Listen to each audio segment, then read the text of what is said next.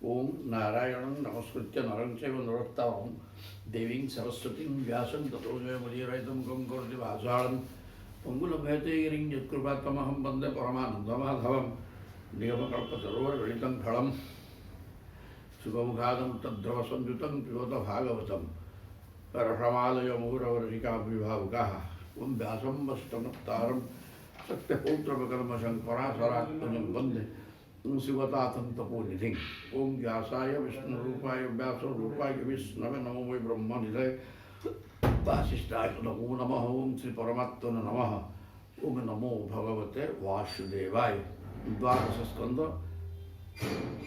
सूर्यଙ୍କ ସମ୍ପର୍କରେ ବର୍ତ୍ତମାନ କୁହାଯିବ। ସୁତ ଉବାଚ ଦ୍ୱାଦଶ ସ୍କନ୍ଧ ଅଧ୍ୟାୟ 11 अनाद्यविद्यया विष्णुः आत्मनः सर्वदेहिनां निर्मितो लोकतन्त्रोऽयं लोकेषु परिवर्तते। भगवान विष्णुः आत्मनः सकल देहधारी प्राणीकर अंतर्यामी आत्मा सर्वदेहिनां आत्मनः विष्णु होउछन्ति समस्त देह भितर थिवा समस्त जीव भितर थिवा आत्मा सर्वात्मा एवं ये जो अविद्या मान माया अनंत माया दृश्यमान सूर्य को सृष्टि करिछि निर्मित लोकतंत्र लोकेषु परिवर्तते। सूर्य ही विभिन्न मंडल गति करी विश्व क्रिया को चलाउछन्ति। सूर्य होउछन्ति महाकाल से विभिन्न राशि रे रही सूर्य ही जगत को चलाउछन्ति। भगवान विष्णु समस्त देहधारी जीव भीतर आत्मस्वरूप अछन्ति एवं अविद्या द्वारा माया द्वारा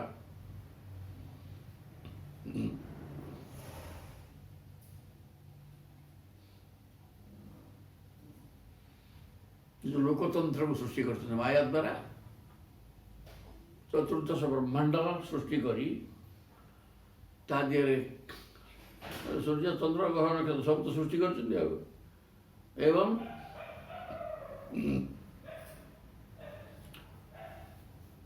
सृष्टि करी ये संसार को चलाउछन्ति।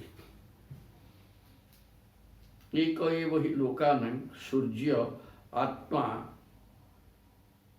आदिकृत हरि सर्ववेद क्रिया मूलं ऋषिभिः बौद्धोदितः। एक एव हि लोकानां सूर्य आत्मा आदिकृत हरि समस्त चतुर्दश ब्रह्मांडर सूर्य होउछन्ति आत्मा। चतुर्दश ब्रह्मांडर जीवमान कहित आत्मस्वरूप जीवमान आत्मा स्वरूप रही एवं आदिकृत हरि ही सी ही हरि आदि कारण से हरि ही होउछन्ति सूर्यदेव।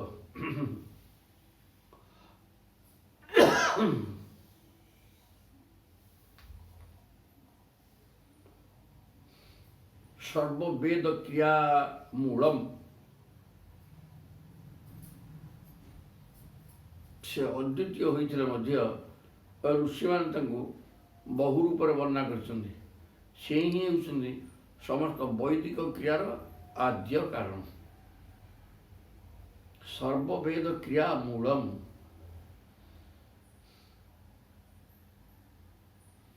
ऋषि भी बहुत उदित समस्त जानिया वस्तुर ऋषि मान बहु रूप वर्णना करछन्ति। से ही होउछन्ति समस्त वैदिक क्रियार आद्य कारण। सर्ववेद क्रिया मूलम समस्त वैदिक क्रिया वेद भीतर जो कार्यकलाप सब अच्छी से वैदिक क्रियार मूल होउछन्ति सूर्य ऋषि माने ସେ ଏକ ହେଇଥିଲେ ମଧ୍ୟ ଋଷିମାନେ ତାଙ୍କୁ ବହୁଧା ତାଙ୍କୁ ବହୁ ପ୍ରକାର କରି ବର୍ଣ୍ଣନା କରିଛନ୍ତି। ତେଣୁ ସୂର୍ଯ୍ୟ ହେଉଛନ୍ତି ସମସ୍ତଙ୍କର ଆତ୍ମା ଏବଂ ଆଦି କାରଣ ହରି, ସିଏ ହିଁ ନିଜେ ପ୍ରଭୁ ବିଷ୍ଣୁ ଏବଂ ସେ ସମସ୍ତ ବୈଦିକ କ୍ରିୟାକଳାପର ମୂଳ କାରଣ। ଋଷିମାନେ ତାଙ୍କୁ ବହୁ ପ୍ରକାର କରି ବର୍ଣ୍ଣନା କରିଛନ୍ତି। ତାପରେ କାଳୁ ଦେଶ କ୍ରିୟା କର୍ତ୍ତା କରଣ କାର୍ଯ୍ୟମାଗମ ଦ୍ରବ୍ୟಂ ଫଳଂ ଇତି ବ୍ରହ୍ମନ୍ ନବଧୂକ୍ତୁ ଅଜୟା ହରି। ହେ ସୌନକ, ସୁତ କହୁଛନ୍ତି ଭଗବାନଙ୍କର ଅନାଦି ମାୟା ହେତୁ ଶ୍ରୀହରିଙ୍କୁ କାଳ, ଦେଶ, କ୍ରିୟା, କର୍ତ୍ତା, କରଣ, କାର୍ଯ୍ୟ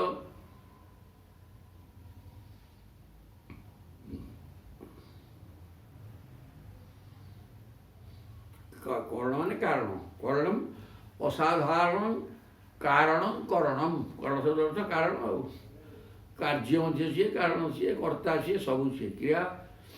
ତେଣୁ କାର୍ଯ୍ୟ ଆଗମ ମାନେ ବେଦ, ଦ୍ରବ୍ୟ ଫଳ ଇତି ବ୍ରହ୍ମନ୍ ନବଧା ଉକ୍ତ ଅଜୟା ହରି।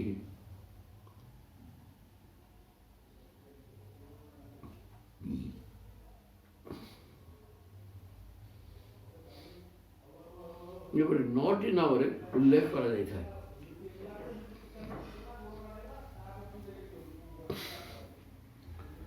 ସିଏ ହିଁ ମହାକାଳ, ସିଏ ହିଁ ଦେଶ,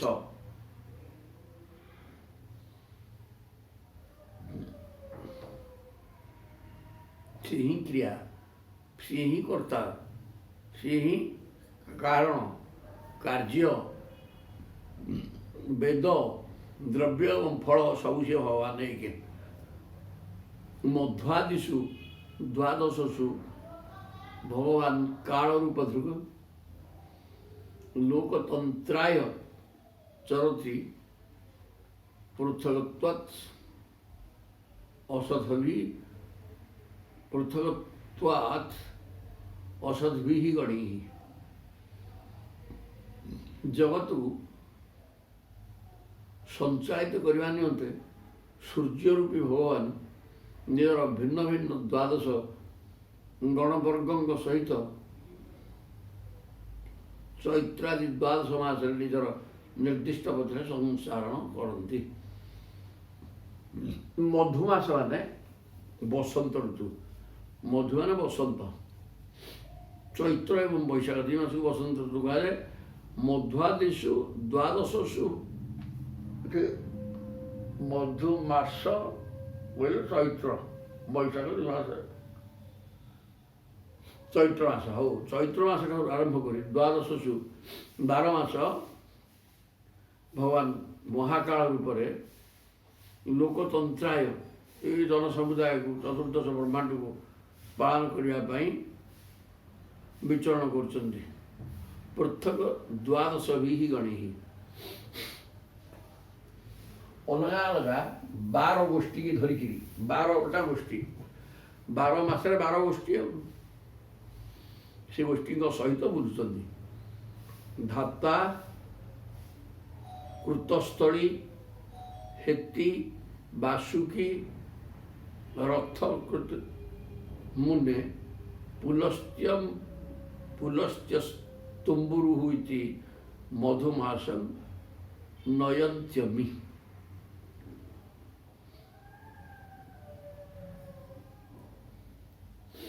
ଚୈତ୍ର ଏବଂ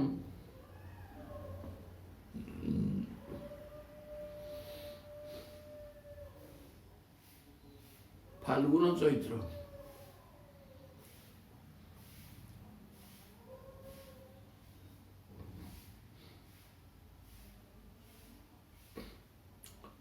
କୃତସ୍ଥଳୀ ହେଲେ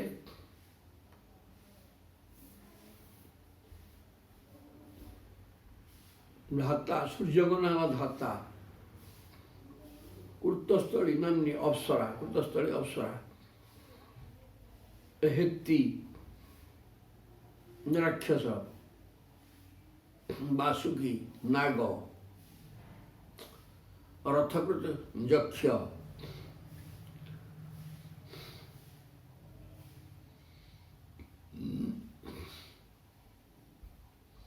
ପୁଲସ୍ତ୍ୟ ମୁନି, ତୁମ୍ବୁରୁ ଗନ୍ଧର୍ବ, এই 7 ଜଣ ଚୈତ୍ର ମାସର ନିଜ ନିଜ କାର୍ଯ୍ୟ ସମ୍ପାଦନ କରନ୍ତି। 7 ଜଣ ସୂର୍ଯ୍ୟ ଅଂଶଗ୍ରହଣ କରନ୍ତି ଚୈତ୍ର ମାସରେ। 7 ଅଲଗା ଗୋଟେ ଗୋଟେ ଗୋଷ୍ଠୀର 7 ଜଣ। ଧାତା ସୂର୍ଯ୍ୟଙ୍କ ନାଁ, କୃତସ୍ଥଳୀ ଅପ୍ସରା, ହେତି ହେଲେ ରାକ୍ଷସ, ବାସୁକୀ ନାଗ, ରଥକୃତ ଯକ୍ଷ, ପୁଲସ୍ତ୍ୟ ଋଷି, ତୁମ୍ବୁରୁ ଗନ୍ଧର୍ବ। ଏଇଟା ଚୈତ୍ର ମାସରେ ଏମାନେ ରହନ୍ତି। ଅର୍ଜମା, ବୈଶାଖ ମାସରେ ଅର୍ଜମା ହେଲେ ସୂର୍ଯ୍ୟ, ପୁଲ ହେଲେ ଋଷି,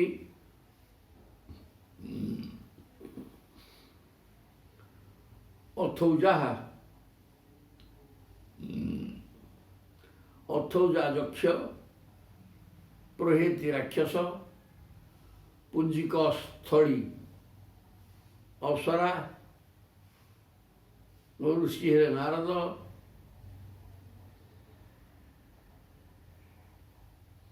କଚ୍ଛନ୍ଦ୍ର ଗନ୍ଧର୍ବ, ନୟନ୍ତି ଏତେ ସ୍ୱମାଧବମ୍। ଇଏ ବୈଶାଖ ମାସରେ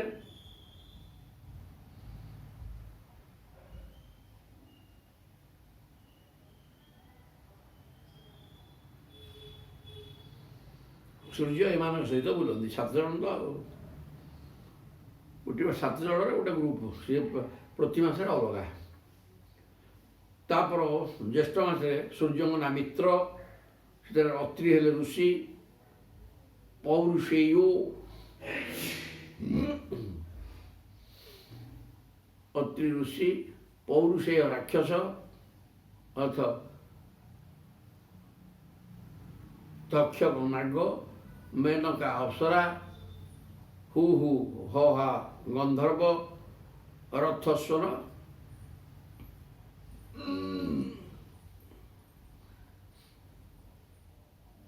ଯକ୍ଷ। इति हेते शुक्रमासं नयन्त्यमि।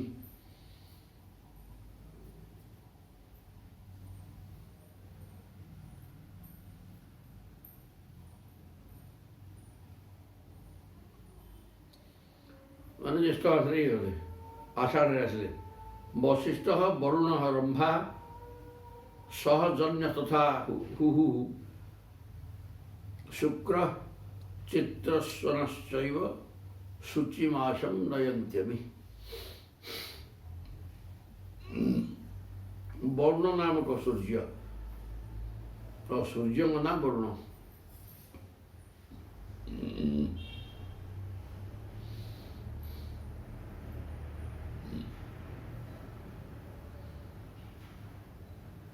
ମାନେ ଆଷାଢ଼ ମାସରେ, ବୈଶାଖ ଜ୍ୟେଷ୍ଠ ଆଷାଢ଼ ଆସିଲା, ଆଷାଢ଼ ମାସରେ ବରୁଣ,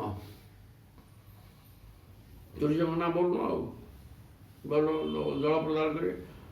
ଆଉ ବଶିଷ୍ଠ ଋଷି, ରମ୍ଭା ଅପ୍ସରା, ସହଜନୀ ହୁ ଗନ୍ଧର୍ବ, ସହଜନୀ ଯକ୍ଷ,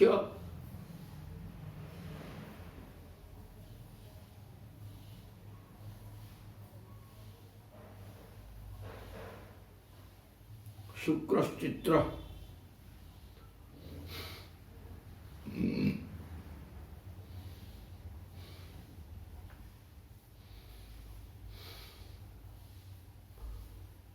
हु गंधर्व, शुक्र नाग, ଓ ଚିତ୍ରସ୍ୱନ ରାକ୍ଷସ। ଚିତ୍ରସ୍ୱନ ରାକ୍ଷସ ଏଇଟା ହେଲା ଆଷାଢ଼ ମାସର କାମ। ତାପରେ ଇନ୍ଦ୍ର ଶ୍ରାବଣ ମାସରେ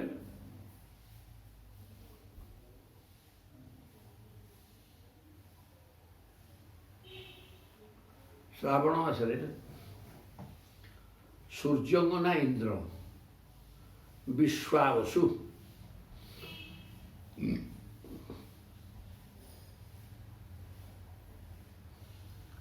ତାଙ୍କ ସହିତ ବିଶ୍ୱାବସୁ ଗନ୍ଧର୍ବ, ଶ୍ରୋତା ଯକ୍ଷ, ଇଳାପତ୍ର ନାଗ, ଅଙ୍ଗିରା ଋଷି, ପ୍ରମ୍ଲୋଚା ଅପ୍ସରା,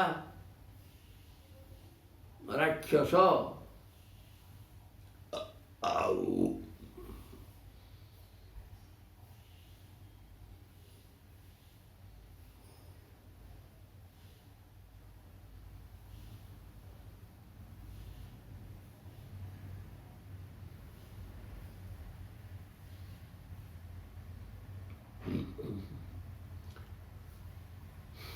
ପ୍ରମ୍ଲୋଚା ଅପ୍ସରା, ରାକ୍ଷସ ବର୍ଜ୍ୟ। ପ୍ରମ୍ଲୋଚା ଅପ୍ସରା ଏବଂ ବର୍ଜ୍ୟ ନାମକ ରାକ୍ଷସ। ବର୍ଜ୍ୟ ରାକ୍ଷସ ଯା ନଭୋ ମାସ, ଭାଦ୍ରବ ମାସରେ ଏଇସବୁ।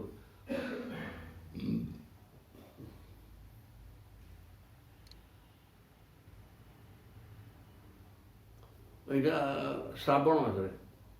ଶ୍ରାବଣ ମାସରେ ଏମାନଙ୍କ ସଙ୍ଗେ ସୂର୍ଯ୍ୟମାନେ ତାଙ୍କ ନାଁ ଇନ୍ଦ୍ର।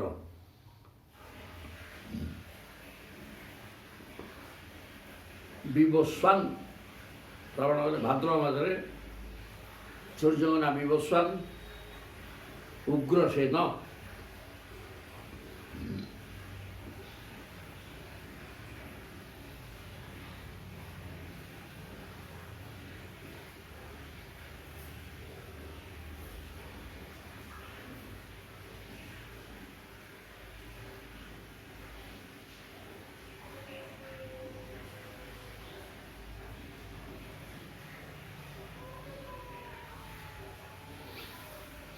ତାପରେ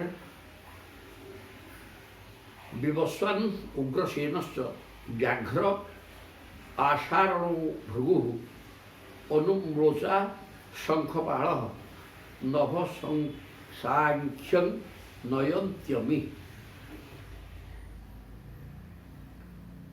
ଭାଦ୍ରବ ମାସରେ ସୂର୍ଯ୍ୟଙ୍କ ନାମ ବିବସ୍ୱାନ୍। ତାଙ୍କ ସହିତ ଉଗ୍ରସେନ ଗନ୍ଧର୍ବ, ଉଗ୍ରସେନ ଗନ୍ଧର୍ବ, ବ୍ୟାଘ୍ର, ବ୍ୟାଘ୍ର ହେଲେ ରାକ୍ଷସ, ଆଷାଢ଼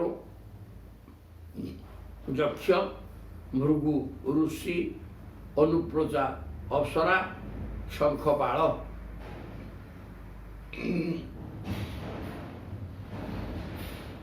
ନାଗ।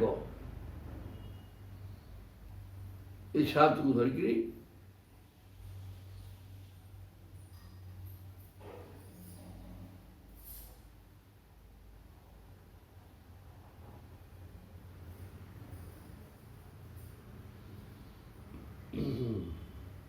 ଏଇଟା ସବୁ ଶଙ୍ଖପାଳ ନାଗ। ଏ ହେଲେ ଭାଦ୍ରବ ମାସର ପାଠ। ଭାଦ୍ରବ ମାସରେ ଏ ସୂର୍ଯ୍ୟଙ୍କ ସହିତ ବିବସ୍ୱାନ୍ ସୂର୍ଯ୍ୟଙ୍କ ନାଁ, ଏମାନେ ସବୁ ସାଙ୍ଗ ହେଇକି ବୁଲନ୍ତି। ପୂଷା ଆଶ୍ୱିନ ମାସରେ ଏ ସୌନକ। ଭାଦ୍ରବ ପରେ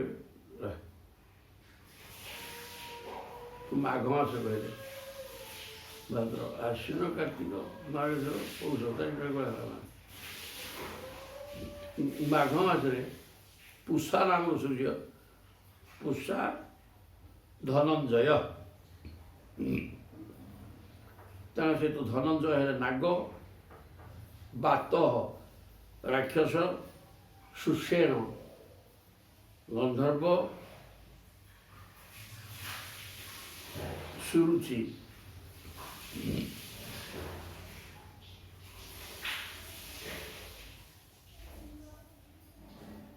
ସୁରୁଚି ଦକ୍ଷ ଘୃତାଚି ଅପ୍ସରା ଗୌତମ ଓ ଋଷି।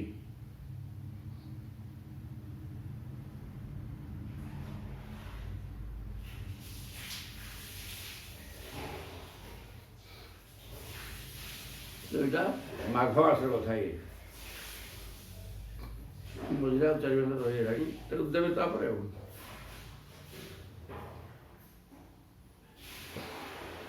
ତାପରେ ଫାଲ୍ଗୁନ ମାସରେ କର୍ତ୍ତୃଚର୍ଚ୍ଚା।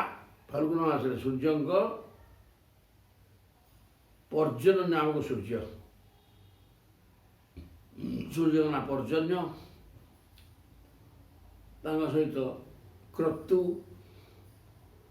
ଯକ୍ଷ ହେଲେ କ୍ରତୁ, ଚର୍ଚ୍ଚା ରାକ୍ଷସ, ବର୍ଚ୍ଚା ରାକ୍ଷସ, ଭରଦ୍ୱାଜ ଋଷି, ପର୍ଜନ ତ ସୂର୍ଯ୍ୟ,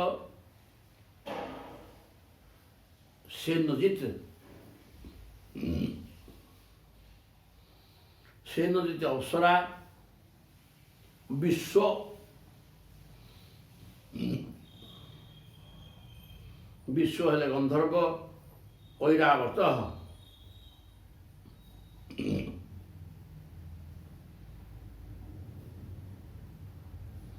ଐରାବତ ସର୍ପ।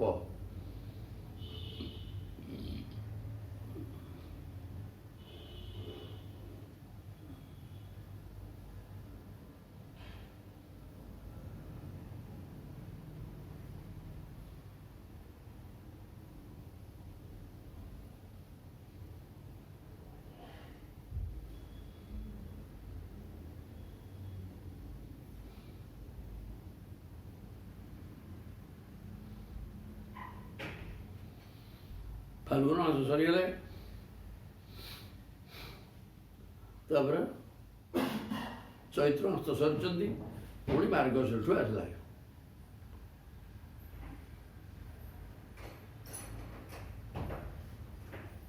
ଅଥାଂଶୁ କଶ୍ୟପ ତାର୍କ୍ଷ୍ୟ ଋତସେନ ତଥୁର୍ବଶୀ ବିଦ୍ୟୁତ୍ ଛତ୍ର ମହାଶଙ୍ଖ ସହୁ ମାସଂ ନୟନ୍ତ୍ୟମି। ମାର୍ଗଶୀର ମାସରେ ସୂର୍ଯ୍ୟଙ୍କ ନାମ ଅଂଶୁ, ତାଙ୍କ ସହିତ କଶ୍ୟପ ହେଲେ ଋଷି, ତାର୍କ୍ଷ୍ୟ ଯକ୍ଷ, ଋତସେନ ଗନ୍ଧର୍ବ, ଉର୍ବଶୀ ଅପ୍ସରା,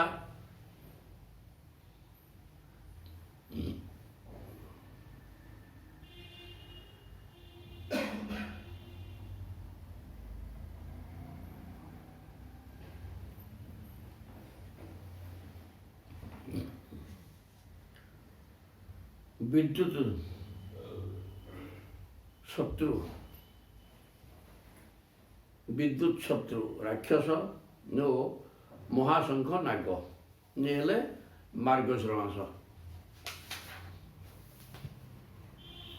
ପୌଷ ମାସରେ ଭଗ, ସୂର୍ଯ୍ୟଙ୍କ ନାଁ ଭଗ,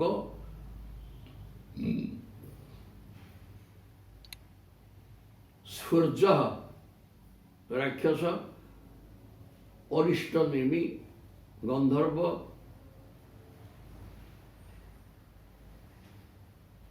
ଉର୍ଣ୍ଣ ଯକ୍ଷ, आयु ऋषि पूर्वतिथि अप्सरा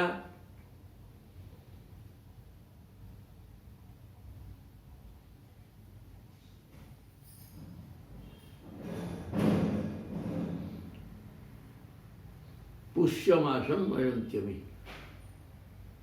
और कर्कटक नाग এটা পুষ মাসে এবার সব চলନ୍ତି तुष्टा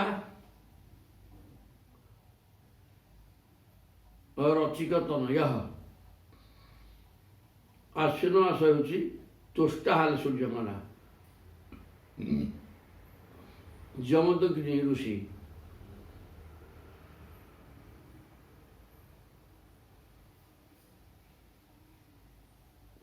କମ୍ବଳ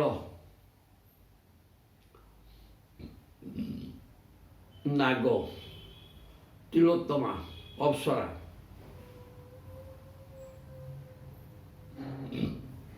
ବ୍ରହ୍ମାପେତ ରାକ୍ଷସ ଅଥ ସତ୍ୟଜିତ ଯକ୍ଷ ଧୃତରାଷ୍ଟ୍ର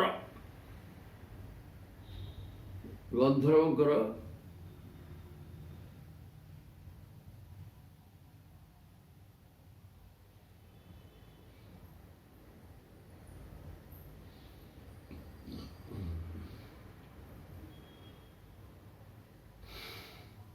ସତ୍ୟଜିତ ଧୃତରାଷ୍ଟ୍ର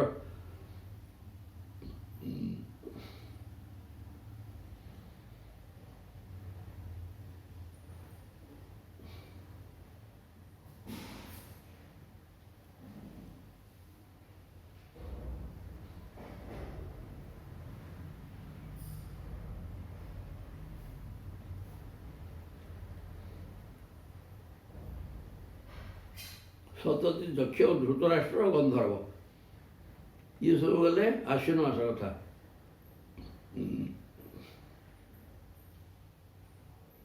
ଏଠୁ କାର୍ତ୍ତିକ ମାସରେ ବିଷ୍ଣୁ ନାମକ ସୂର୍ଯ୍ୟ ବିଷ୍ଣୁ ଅଶ୍ୱତରଃ।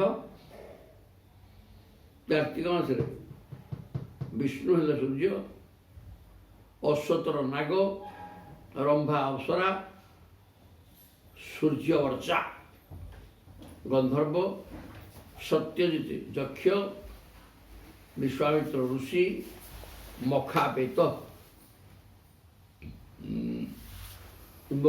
ରାକ୍ଷସ।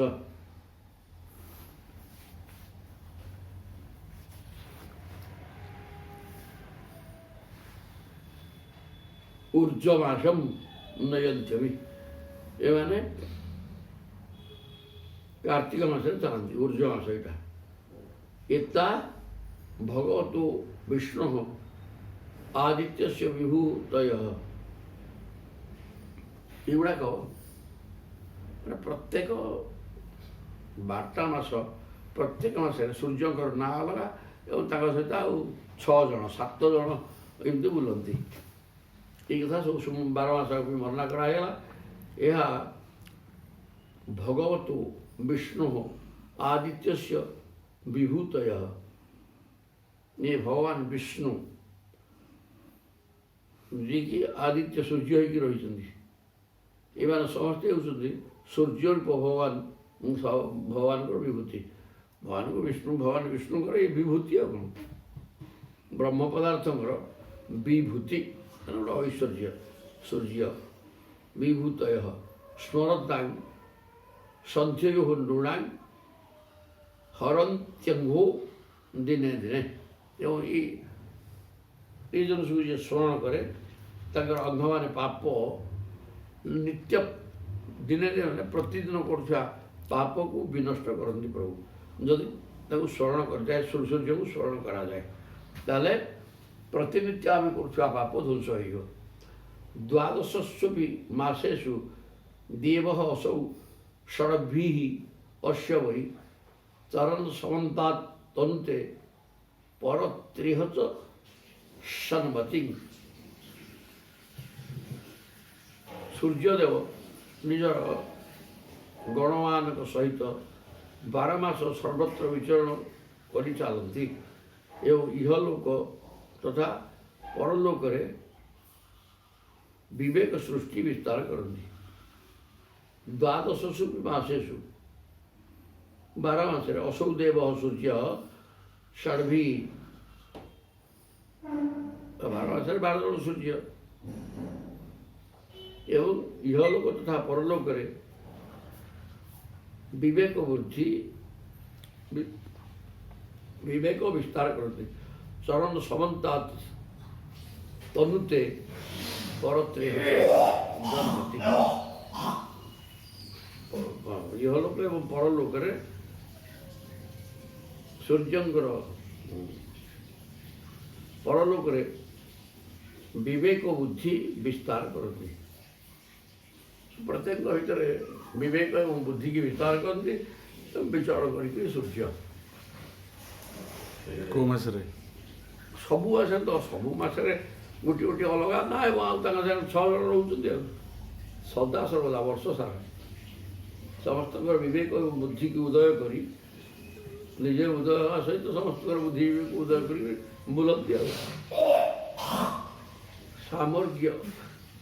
ସାମର୍ଗ୍ୟ କୁର୍ବୀ ତଲ୍ଲିଙ୍ଗି ଋଷୟ ସଂସ୍ତୁବନ୍ତ୍ୟମୁ ଗନ୍ଧର୍ବାନ୍ ତମ୍ ପ୍ରଗାୟନ୍ତି ନୃତ୍ୟନ୍ତ୍ୟସୁ ଅଗ୍ରତଃ।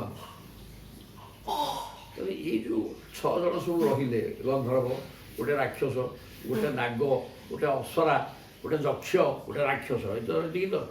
ଏମାନଙ୍କର କାମ କ'ଣ? ଏଗୁଡ଼ା ରହିକି କ'ଣ କରୁଛନ୍ତି? ସୂର୍ଯ୍ୟଙ୍କର ଉପକାର ନା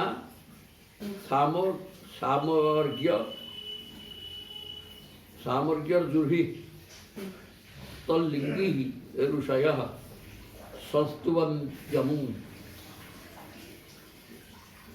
ସୂର୍ଯ୍ୟ ଭଗବାନଙ୍କର ଗଣମାନଙ୍କ ମଧ୍ୟରେ ଋଷିମାନେ ସୂର୍ଯ୍ୟ ସମ୍ବନ୍ଧୀୟ ଋଗ୍ବେଦ, ଯଜୁର୍ବେଦ ଓ ସାମବେଦର ମନ୍ତ୍ର ଦ୍ୱାରା ସୂର୍ଯ୍ୟଙ୍କୁ ସ୍ତୁତି କରନ୍ତି। ସାମ ଋକୁ ଯଜୁର୍ଭି, ଏଇଟା ସାମର୍ଗ୍ୟର୍ଜୁର୍ଭି ଲେଖା ହେଇଛି ଆଉ। ସାମବେଦ, ଋଗ୍ବେଦ ଏବଂ ଯଜୁର୍ବେଦ, ଋକ୍ ଯେଉଁ ସାମ, ଅଥର୍ବବେଦ ତ ଏ 3 ତ ବେଦ। ଅଥର୍ବବେଦଟା ମାରଣ ତାରଣ, ସ୍ତମ୍ଭନ, ଉଦ୍ଘାଟନ, ବୋହର, ଏଇସବୁ ପାଠ। ତେଣୁ ଏ 3 କି ବେଦ କୁହାଯାଇଛି। 3 ବେଦ ଆଗ ଗାନ କରିକି ସୂର୍ଯ୍ୟଙ୍କୁ ସ୍ତୁତି କରନ୍ତି, ସଂସ୍ତୁବନ୍ତି। କିଏ? ଋଷିମାନଙ୍କର କାମ ଇଏ। ତାପରେ ଗନ୍ଧର୍ବାନ୍ ତମ୍ ପ୍ରଗାୟନ୍ତି। ଗନ୍ଧର୍ବମାନେ କ'ଣ କରନ୍ତି? ଗୀତ, ସୁସ୍ୱରରେ ଗୀତ ଗାନ କରନ୍ତି, ସେଇ ସୂର୍ଯ୍ୟଙ୍କ ସ୍ତୁତି। ନୃତ୍ୟନ୍ତି ଅପ୍ସରସଃ ଅଗ୍ରତଃ। ଅପ୍ସରାମାନେ ନାଟ କରନ୍ତି। ଉନ୍ନହନ୍ତି ରଥଂ ନାଗାଃ। ନାଗମାନେ ସୂର୍ଯ୍ୟଙ୍କ ରଥକୁ ଦଉଡ଼ି ପରି ହୋଇ ବାନ୍ଧି ରଖନ୍ତି। ଉନ୍ନହନ୍ତି ରଥଂ ନାଗାଃ ଗ୍ରାମଣ୍ୟଃ ରଥଯୋ ଯୋଜକାଃ। ଯକ୍ଷମାନେ ରଥକୁ ସଜାଇ ସୁନ୍ଦର କରନ୍ତି। ଯୋଜୟନ୍ତି ରଥଂ ପୃଷ୍ଠେ ନୈଋତାଃ ବଳଶାଳିନଃ। ରାକ୍ଷସ ଗୁଡ଼ାକ ସୂର୍ଯ୍ୟଙ୍କ ରଥକୁ ପଛଆଡ଼ୁ ଠେଲିକିରି ଚଲାନ୍ତି, ଚାଲିପାରନ୍ତିନି।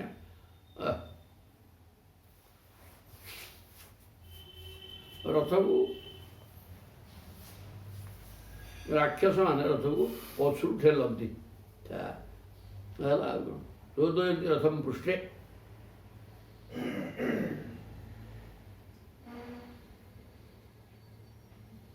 ଗ୍ରାମଣ୍ୟଃ। ଏବଂ ଯକ୍ଷମାନେ ରଥକୁ ସଜାନ୍ତି। ବାଳଖିଲ୍ୟା ସହସ୍ରାଣୀ ଷଷ୍ଠୀ ବ୍ରହ୍ମର୍ଷୟୁ ଅମଳାଃ। 60,000 ହେଲେ ବାଳଖିଲ୍ୟା। ଅଙ୍ଗୁଷ୍ଠ ଗୋଟେ ପର୍ବ ମାନେ ଏଇ ଯେଉଁ ଗୋଟେ ପର୍ବ, ଅଙ୍ଗୁଷ୍ଠର ପର୍ବ ଗୋଟେ, ଯେଉଁଟା ଏଇଠି 3ଟା ପର୍ବ ଏଇଠି ହେଇଛି। ବୁଢ଼ା ଆଙ୍ଗୁଠା 2ଟା ପର୍ବ ହେଇଛି। ପର୍ବ ଗୋଟିଏ, ଆଙ୍ଗୁଠିର ଗୋଟେ ପର୍ବ ଭଳିଆ ତାଙ୍କର ଏଡ଼ିକିଆର ମୂର୍ତ୍ତି। 60,000 ବାଳଖିଲ୍ୟା ଋଷି। ଏମାନେ କ'ଣ କରନ୍ତି? ବ୍ରହ୍ମର୍ଷୟ ଅମଳାଃ। ଏମାନେ ନିର୍ମଳ, ମାନେ ସଂସାର ମଳ ତାଙ୍କ ପାଖରେ ନାହିଁ। ନିର୍ମଳ ଶୁଦ୍ଧ ହୃଦୟ। 60,000 ଇଏ ବାଳଖିଲ୍ୟା। ପୁରତଃ ଅଭିମୁଖଂ ଯନ୍ତି ସ୍ତୁବନ୍ତି ସ୍ତୁତିଭିଃ ବିଭୁ। ଏ ସୂର୍ଯ୍ୟଙ୍କ ସମ୍ମୁଖ ଆଗରେ ଠିଆ ହେଇକି ସୂର୍ଯ୍ୟଙ୍କୁ ସ୍ତୁତି କରନ୍ତି। 60,000 ବାଳଖିଲ୍ୟା। ଏବଂ ହି ଅନାଦି ନିଧନଃ ଭଗବାନ ହରିଶ୍ୱରଃ କଳ୍ପେ କଳ୍ପେ स्नानं व्यूह्य लोकान् अवत्यजः एवं हि अनादि निधनो ये भाव में प्रभु हेले स्वयं अनादि जार आदि नहीं कि अंत नहीं एवं सी मध्य अनंत अजन्मा भगवान श्रीहरि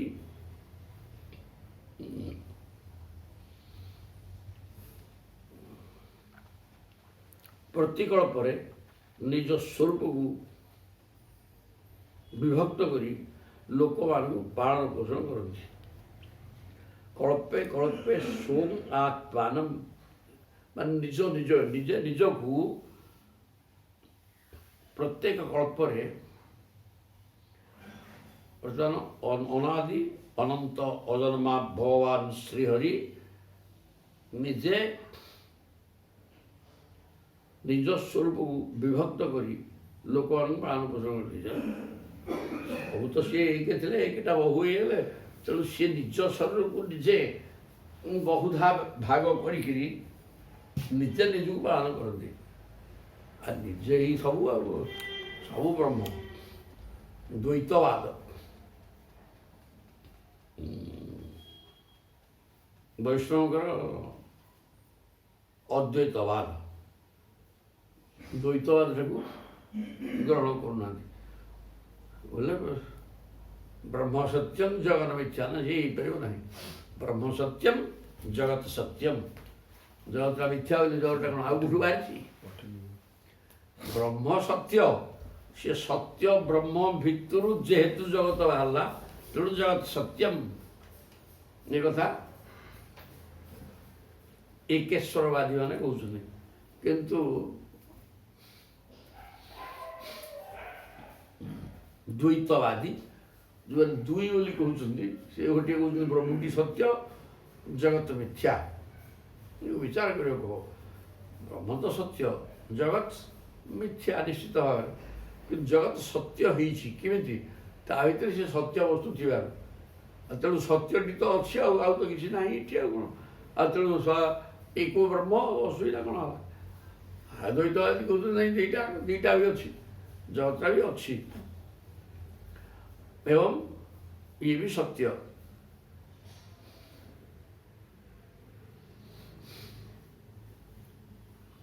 विभिन्न प्रकार मत कि पाठ देखा गले जगत अच्छी किंतु नहीं सब जड़ एवं नथिया जिनस ता भीतर प्रभु सत्ता थी सी अच्छा जी सत्य नित्य सदाबल अच्छा सी ता भीतर रही जाफल ये अच्छी ना कि ना तेणु मोटामोटी निश्चित भाव यह सत्य जे जड़े अच्छा जी अच्छा अदृश्य अवस्था सी ही सब भितर थी हेतु 84 लाख जीवजंतु न थी अच्छा जना पड़ी तेणु ये अच्छा जड़े तेणु सी ब्रह्म पदार्थ सी ही सत्य आउ जहाँ सब असत्य दीटा कथा तो ये अच्छी गोटे अच्छी गोटे ना तेणु भूल कौन द्वैतवाद तेणु पक्का ठीक किए कह अद्वैत ठीक कहते विभिन्न कथा सी भी युक्ति देखे इति श्रीमद्भागवत महापुराण पारमहंस्यां संहितायां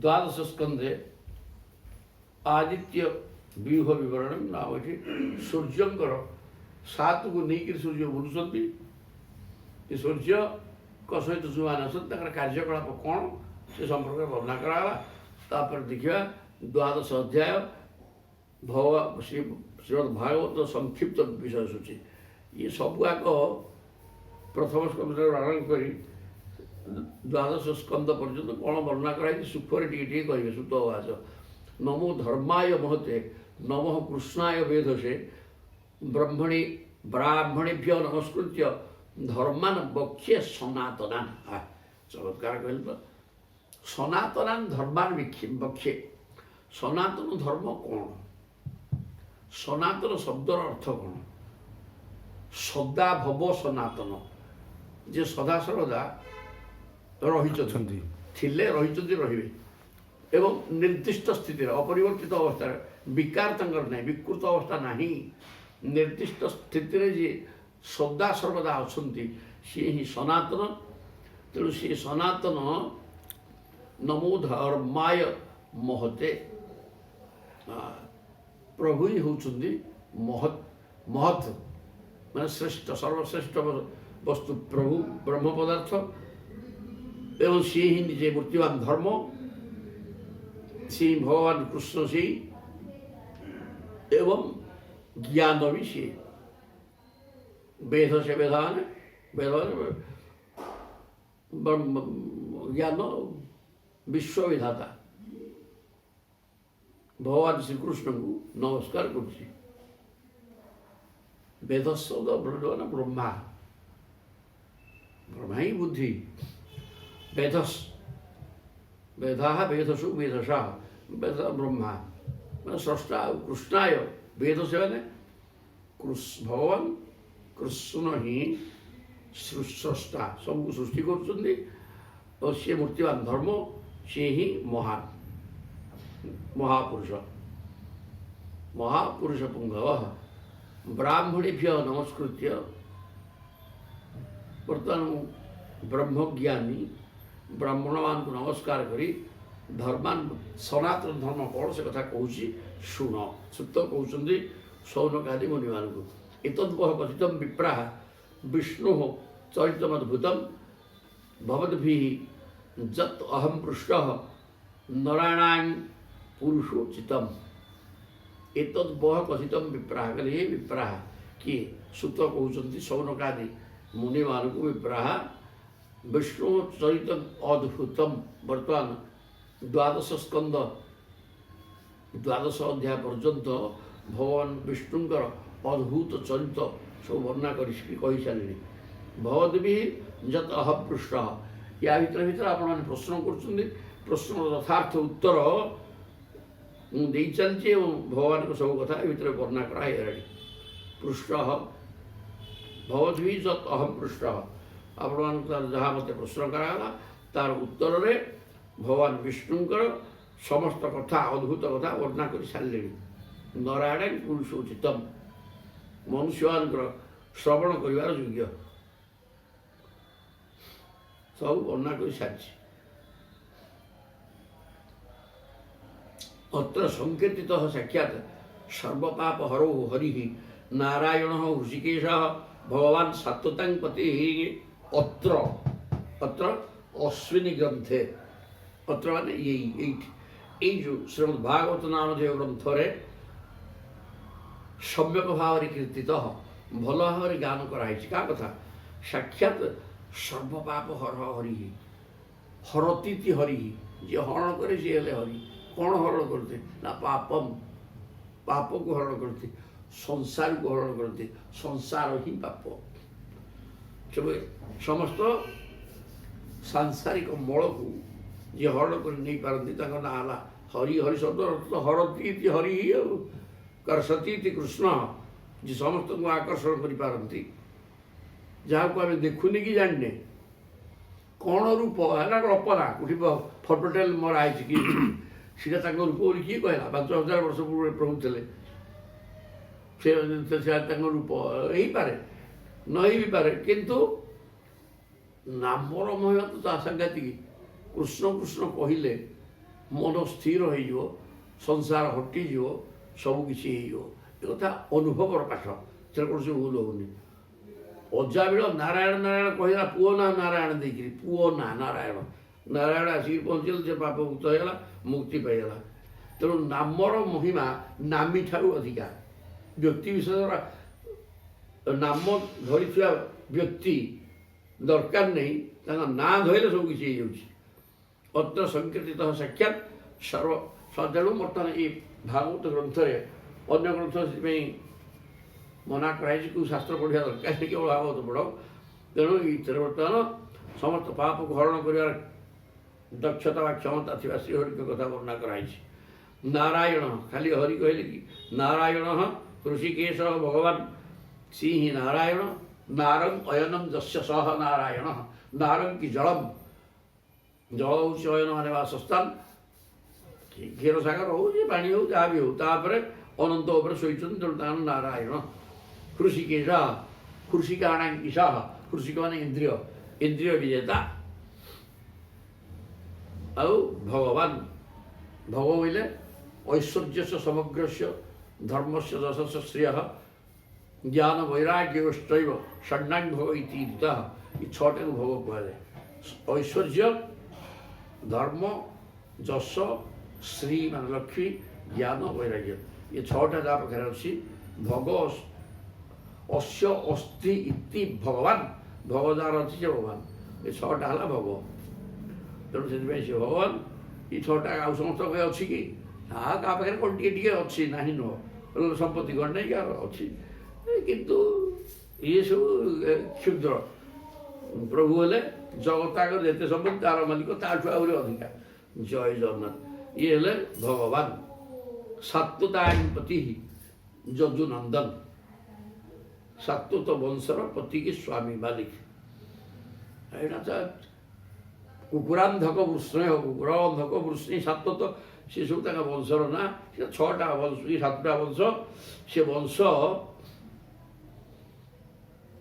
ପତି ସିଏ। ଏ ପ୍ରକାର ଏବଂ ତାଙ୍କ ନାଁ ଉଚ୍ଚାରଣ କଲେ ସମସ୍ତ ପାପ ହରଣ ହୋଇଯାଏ। ଅତ୍ର ବ୍ରହ୍ମ ପରମ ଗୁହ୍ୟମ ଜଗତ ପ୍ରଭାପ୍ୟୟମ ଜ୍ଞାନଞ୍ଚ ତଦୁପାଖ୍ୟାନମ ପ୍ରୋକ୍ତମ ବିଜ୍ଞାନ ସଂଯୁତମ। ଅତ୍ର ସେଇ ତ ଅତ୍ର ଅତ୍ର ଅସ୍ତେନ ଭାଗବତେ ଗ୍ରନ୍ଥେ ପରମ ବ୍ରହ୍ମ ହେଲେ परम के श्रेष्ठम सर्वश्रेष्ठ ब्रह्म पदार्थ गुह्यम अत्यंत गोपनीय तत्व कथा जगत प्रभाप्यम समग्र चतुर्दश ब्रह्मांड प्रभाव मान सृष्टि एवं अप्यय मान विनाश सृष्टि एवं विनाशर कारण अत्यंत गोपनीय तत्व ब्रह्म संपर्कित तत्व को आम वर्णना कर ज्ञान च तदुपाख्यानम खाली ज्ञान प्रोक्तम विज्ञान विज्ञान सहित ज्ञान ज्ञान कहले अनुमान ज्ञान अनुभव ज्ञान है विज्ञान अनुमान सहित अनुभव ज्ञान कथा टिके निकी अत्यंत गोपनीय तत्व भगवान के संपर्क में कहा सरी भागवत में कहा नहीं भक्ति योग समाख्यात वैराग्यम तदाश्रयम ये केवल भक्ति जो कथा कहुए खाली भक्ति पाठ किसी नहीं धर्म अर्थ काम मोक्ष समस्त भागवत व्यतीत अन्य समस्त ग्रंथ व पुराण मानक धर्म अर्थ काम मोक्ष संपर्क वर्णना किंतु भागवत ये चारि ऊर्ध्वे थिबा प्रेमा भक्ति कथा वर्णना कर भक्ति योग समाख्यात अत्र वैराग्यम च तदाश्रयम भक्ति होचंती स्त्रीलिंग शब्द माँ आ भक्ति रहिले माने जबरदस्त ज्ञान एवं वैराग्य रहिबो ज्ञान एवं वैराग्य बिना भक्ति हम नाई रे भगवान ध्येय कथा जानिकी भगवान को डाकिया तो भक्ति आटा जानी से कहीं डाकि से ज्ञान ना पर्यंत भक्ति आसो तेणु आग ज्ञान वैराग्य दरकार ज्ञान वैराग्य युक्त भक्ति संसार प्रति विराग संसार भर्ती मन भर अच्छी मैंने प्रभु ता भर पशिवे तुम मन भर तो जगह नहीं से रोटे मन संसारमय होकर रही केवल संसार संसार संसार ता भर सोरिष पकड़ बाट नहीं जबरदस्त पशे व्यवसाय नहीं तेणु परिष्कार कर दियो मन जो जगह खाली सी जगह प्रभु रही आकाश वायु रहा भाया खाली जगह तेणु जगह को खाली कर आग प्रस्तुति पड़ा दरकार भगवान खाली मन को पलि आसवे कि अभाव बुझार नहीं कि बुझीपर ये बुझा पाठ लिखाई समस्त लिखा है मनुष्याड़ा सहस्रेशु कश्चित जतति सिद्ध है हजार हजार लक्ष लक्ष लोक भर का भाँ किए भगवान को पाइबा चेष्टा करे जततांगपि सिद्धा ना जत्न करुवा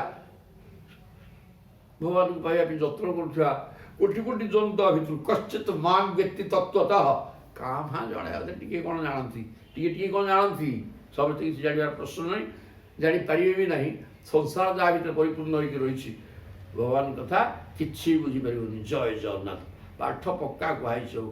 ତେଣୁ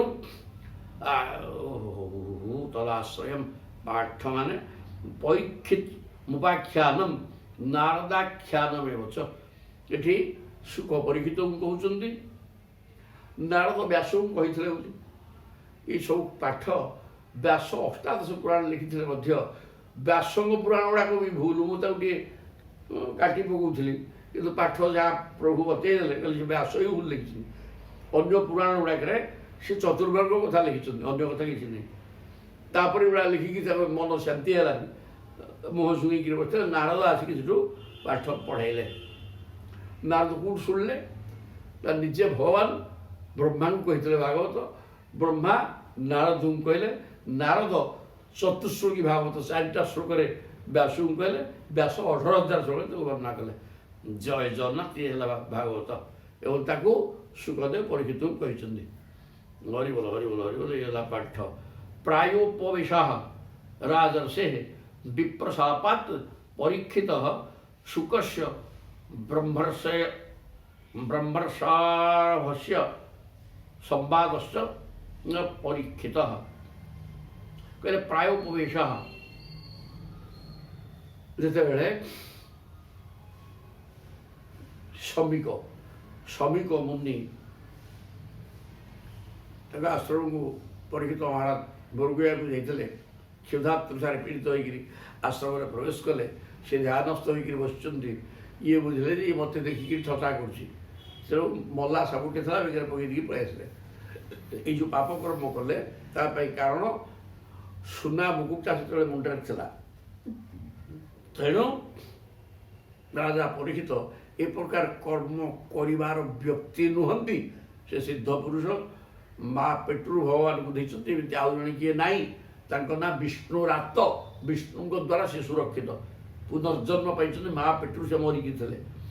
ତେବେ ସେହି ପ୍ରକାର ଯେଉଁ ପରୀକ୍ଷିତ ସଦାସର୍ବଦା ଈଶ୍ୱର ଚିନ୍ତନରେ ଥାନ୍ତି, ସେ ସାପ ପକାଇ ନଥାନ୍ତେ। କଳିର ପ୍ରଭାବରୁ, କଳି ବୋଇଲେ କ'ଣ? କଳି ମାନେ କଳହ, ବାଟିତୁନ ହବା ଡୋଡ଼ା, ବୁଝାମଣା ଅଭାବ। ଏଇଥର ତ ଯୁଗର ଧର୍ମ ଏଇଆ। ଯେଉଁଠି ଦେଖିବ ଖାଲି ବେଳା ବେଟା ହବା ଡୋଡ଼ା, ଏଇଥର ଏ ହେଲା କଳି। କଳି ଶବ୍ଦର ଅର୍ଥ ତ କଳହ। ଆଉ ଅସୁବିଧା କ'ଣ? ଯୁଆଡ଼େ ଦେଖିବ ସିଆଡ଼େ କଳହ। ସବୁଠି ବୁଝାମଣା ଅଭାବ, କଳି। ଏଥର କ'ଣ ଯେଉଁ ଭୁଲ ନାହିଁ। ତାପରେ ଯୋଗ ଧାରଣ କ୍ରାନ୍ତି ସମ୍ବାଦ ନାରଦ ଚାଲିଲେ କି ପ୍ରାୟ ପଇସା। ହଁ, ଅଗାତ୍ରୀରେ ସେ ଯେତେବେଳେ ଶ୍ରମିକଠୁ ଅଭିଶାପ ପାଇଗଲେ, ଶ୍ରମିକ ସାଙ୍ଗେ ସାଙ୍ଗେ କହିଲେ ଯା ତାକୁ ଜଣେଇ ଦିଅ। କାରଣ ସିଏ ସତ୍ୟ, ଧର୍ମ, ନ୍ୟାୟ, ଭଗବତ ବିଶ୍ୱାସ ସବୁ ତାଙ୍କ ପାଖରେ ଅଛି। ତାଙ୍କୁ ଜଣେଇ ଦିଅ ଯେ ତୁମେ ଶାନ୍ତିରେ ରହିବ। ତାଙ୍କ କଥା ସିଏ କ'ଣ କରିବେ। ତେଣୁ ସେ କଥା ଆସିକରି ଜଣେ ଶିଷ୍ୟ ତାଙ୍କୁ କହିଲା। ପରେ ପ୍ରଭୁ ଗଙ୍ଗା କୂଳକୁ ପଳେଇଲେ। ସେଠି ପ୍ରାୟୋପବେଶ, ଖାଇବା ପିଇବା ସବୁ ବନ୍ଦ, ବସିଗଲେ। ସାରା ବିଶ୍ୱରୁ ସବୁ ମୁନି ଋଷି ସିଦ୍ଧ ପୁରୁଷ ବ୍ରହ୍ମଦର୍ଶୀ ବ୍ରାହ୍ମଣ ସବୁ ଆସିକି ପହଞ୍ଚିଗଲେ। ଶେଷକୁ ସୁଖଦେବ ପଳେଇ ଆସିଲେ। ବିପ୍ରଶାପାତ ପରୀକ୍ଷିତ ଶୁକସ୍ୟ ବ୍ରହ୍ମର୍ଷଭସ୍ୟ, ଯିଏ ବ୍ରହ୍ମ ଋଷଭ, ସର୍ବଶ୍ରେଷ୍ଠ ବ୍ରହ୍ମଜ୍ଞାନୀ, ମାତ୍ର 15 ବର୍ଷର ଲଙ୍ଗଳା ସୁଖଦେବ ଆସିକିରି ପହଞ୍ଚି ଯାଆନ୍ତେ। ଏଠି ବ୍ୟାସ ସହିତ ମହାମହା ବ୍ରହ୍ମଜ୍ଞାନୀ ଋଷିମାନେ ବସିଥିଲେ। ସମସ୍ତେ ଠିଆ ହେଇକି ତାକୁ ସମ୍ମାନ ଦେଲେ। କାହିଁକି ନା ୟାଙ୍କର ସଂସାର ନାହିଁ, ତାଙ୍କର ସଂସାର ଅଛି। ସେ ଋଷି ହେଇଥିଲେ ମଧ୍ୟ ସଂସାର ଜାଣିଛନ୍ତି। ସଂସାର ଜାଣିଥିବା ଲୋକ ବିଚଳିତ ହୋଇପାରେ। ଯେକୌଣସି ପରିସ୍ଥିତିରେ ବୟସ ଥାଉ, ଯାହା ବୁଢ଼ା ହେଇଗଲେ ମଧ୍ୟ ପୁଣି ସଂସାର ପ୍ରତି ଲାଳସା ଆସିପାରେ। କିନ୍ତୁ ୟାଙ୍କର ସଂସାର କ'ଣ? ସ୍ତ୍ରୀ ପୁରୁଷ ଜ୍ଞାନ ନାହିଁ। ଯେତେବେଳେ ଦୌଡ଼ିକିରି ଯାଉଥିଲେ, ହେଲେ ଜନ୍ମ ହେଲା ପରେ ସୁଖ ଦୌଡ଼ୁଛନ୍ତି, ପଛରେ ବ୍ୟାସ ଗୋଡ଼େଇଛନ୍ତି। ଦେବାଙ୍ଗନାମାନେ ସ୍ନାନ କରୁଥିଲେ। ସୁଖକୁ ଦେଖିଲି ନିର୍ବିକାର ଚିତ୍ତରେ ତାଙ୍କର ସେ ଗାଧଉଛନ୍ତି ଉଲଗ୍ନ ହେଇକିରି। ବ୍ୟାସକୁ ଦେଖିଲି ବିକଳ ହେଇକି ଲୁଗା ପିନ୍ଧିଲେ। ସେଠି ବ୍ୟାସ ପ୍ରଶ୍ନ କରୁଥିଲେ, ମୋ ଯୁବକ ପୁଅଟା ଗଲା 12 ବର୍ଷର ପିଲା, ତାକୁ ଦେଖିକି ତୁମକୁ ଲାଜ ମାନିଲାନି? ମୁଁ ବୁଢ଼ାଟେ ଲାଜ ମାନିବି ନା? ତୁମେ ସ୍ତ୍ରୀ ପୁରୁଷ ଜ୍ଞାନ ତମର ଅଛି, ତୁମର ସଂସାର ଅଛି। ସେ ସଂସାର କ'ଣ ଜାଣିନାହାନ୍ତି। ସ୍ତ୍ରୀ କ'ଣ ପୁରୁଷ କ'ଣ ଅଛ କ'ଣ ମାଛ କ'ଣ ସେ ଅନବରତ ବ୍ରହ୍ମଚିନ୍ତନ ଅଛନ୍ତି ସଂସାର ଫସାର କିଛି ନାହିଁ ତାଙ୍କର ଏକ ବ୍ରହ୍ମ କଥା ହେଉଛନ୍ତି ଦ୍ୱିତୀୟ କଥା ତାଙ୍କ ପାଖରେ ନାହିଁ ଏକ ବ୍ରହ୍ମ ଦ୍ୱିତୀୟ ଆଉ ତ କିଛି ନାହିଁ ଆଉ ଯଦି ଯାହାକୁ ଦେଖୁଛନ୍ତି ସେଇ ବ୍ରହ୍ମ ବୋଲି ହେଉଛନ୍ତି ଜୟ ଜଗନ୍ନାଥ କି ପାଠମ ଶୁକସ୍ୟ ବ୍ରହ୍ମ ଋଷଭ ଶ୍ରେଷ୍ଠ ସର୍ବଶ୍ରେଷ୍ଠ ବ୍ରହ୍ମଜ୍ଞାନୀ ସୁଖଦେବ ପହଞ୍ଚିଲେ ଏବଂ ପରୀକ୍ଷିତ ଭାଗବତ କହିଛନ୍ତି ଯୋଗ ଧାରଣୋତ୍କ୍ରାନ୍ତି ସମ୍ବାଦ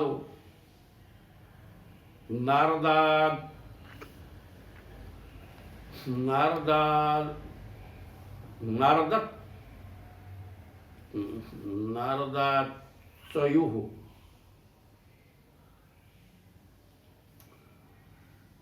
ଅବତାରାनुगीतं सर्ग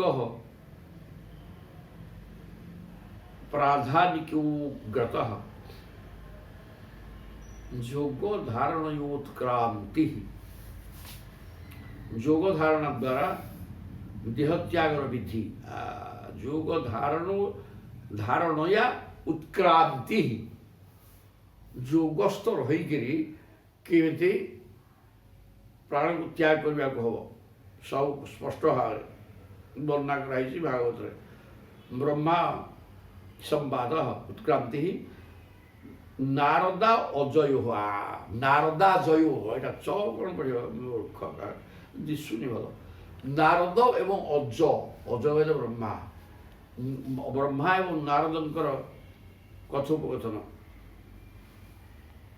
तापर अवतारानुगीतं ये 22 अवतार कथा भागवत लिखिं एवं 22टा अवतार भगवान 24टा भी गोटे उल्लेख अच्छे 24 अवतार 24टा आउ दुईटा मिसई जोटा कि भागवत नहांती दुईटा हर्ष गोटे आउ गोटे हयग्रीव हयग्रीवटा ये दुईटा अवतार कथा भागवत नहांती एटा 24 अवतार कथा टीकार छुड़ा लिखाई हंस हो थे ब्रह्मा को चतुर्शन प्रश्न करके वाया करदे तार उत्तर भाव निजे प्रभु हंस रूप कहते अवतार भाव प्रभु लिखि ना तेणु दुईटा कटि जा 24 कहते भागवत स्पष्ट गणी गणिक द्वाविंशति लिखिं तापर कराला अवतारानुगीतं सर्ग द्वितीय स्कंद रही क्रम प्रकृति सृष्टिर उत्पत्ति आदि प्राधानिको ग्रतः प्रकृति द्वारा केमिति सृष्टि है सृष्टि प्रक्रिया सर्ग माने सृष्टि तेणु सृष्टि प्रक्रियाटा द्वितीय स्कंद वर्णना कराई तापरे विदुरोद्धव संवाद क्षत्रु मैत्रेयो ततः पुराण संहिता प्रश्न महापुरुष संस्थिति तृतीय स्कंद चलला आरंभ होगा द्वितीय स्कंद सर्ग मान सृष्टि कथा तृतीय स्कंद प्रथम विदुर एवं उद्धव संवाद यहाँ चलो आठ ये सबुरा बहुत दूर 68 और 60 श्लोक रही ये 2 दिन में सर